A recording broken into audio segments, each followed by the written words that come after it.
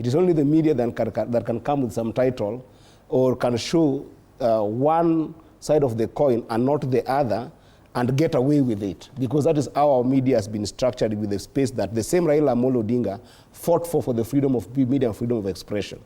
And I've looked at Standard a number of times, my brother, and I'll never try to disparage a media house or whichever way.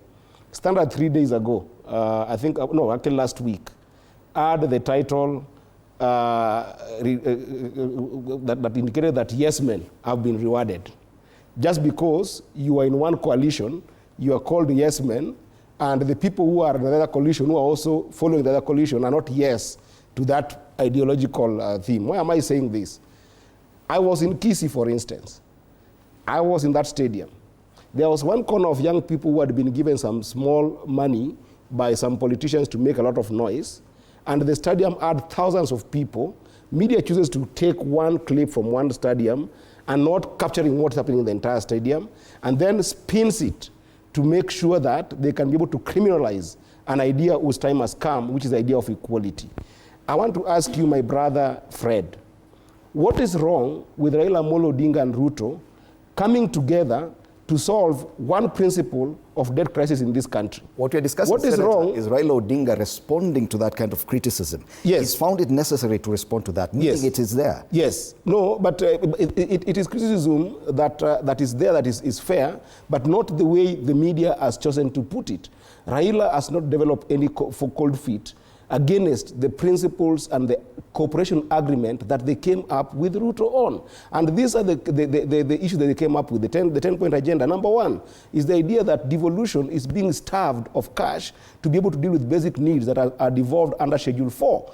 What is wrong with Raila Amolo Odinga and Ruto coming together and giving counties 450 billion that has never been seen in these counties? What is wrong with us, Kenyans, dead or alive, agreeing that the debt crisis in this country is so crazy that the central bank, the COB, the audit function, which is the AG's office, the treasury, all of them have got no similar figure when it comes to the national debt. And they have come with an idea that they want to audit national debt. What is wrong with all the issues that Gen Zs used to cry about on bills of rights that have not been safeguarded, including the idea of making sure that all the plights of Gen Zs, for the first time, have been ascended on by the president and made a commitment that they must solve this together with Raila Amolo Odinga? What is wrong with everything that is in that 10-point agenda that I cannot go one by one through?